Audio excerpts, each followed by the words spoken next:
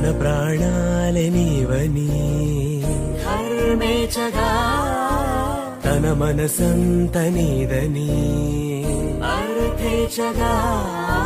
తన వలపంత నీకని కామేచగా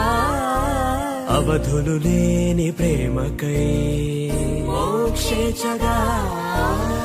మూడు ముళ్ళతో 7 అడుగుల అగ్ని సాక్షిగా ఇద్దరు ఒకటిగా